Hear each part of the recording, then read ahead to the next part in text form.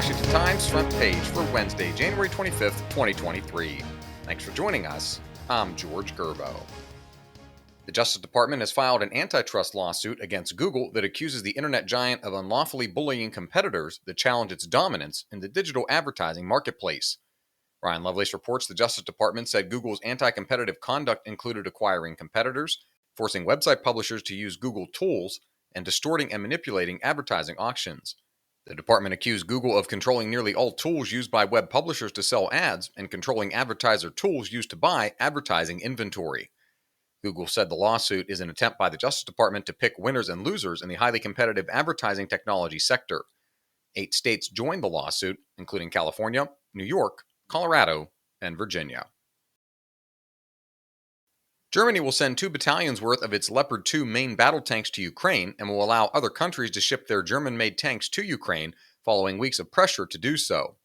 Guy Taylor and Mike Glenn report a German government spokesperson said the decision was a result of intensive consultations between Germany's European and international partners.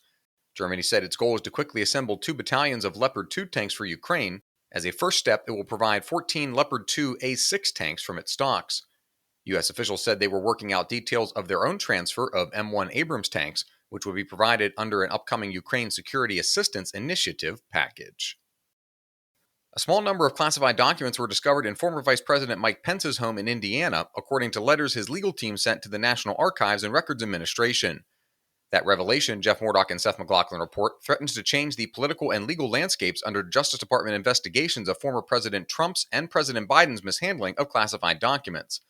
In the political arena, the discovery gives both sides cover. Biden's allies say he and Pence immediately turned over documents found to be within their possession.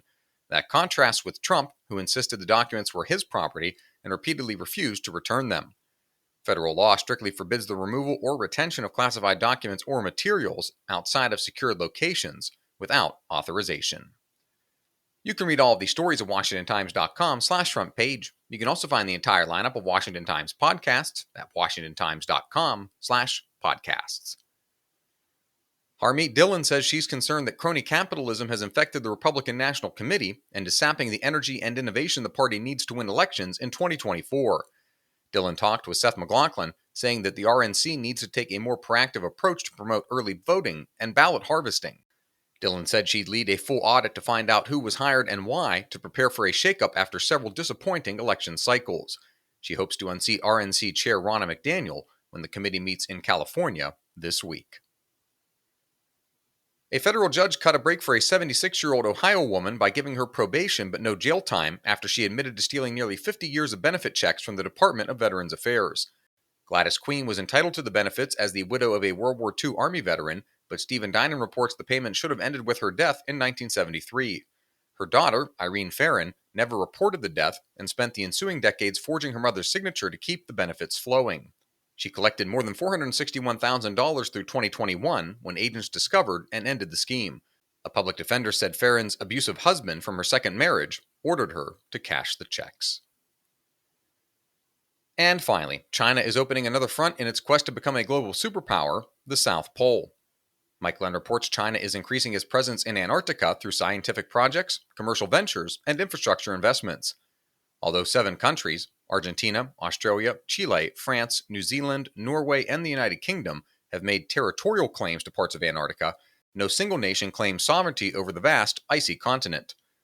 The Pentagon announced this fall it was deploying an additional 420 National Guard airmen to Antarctica to support climate research and other scientific activities. Find all of today's front page stories at WashingtonTimes.com/front page or on the Washington Times app, and find us wherever you get your podcasts. Just search Washington Times in any major podcast app. For the Washington Times, I'm George Gerbo.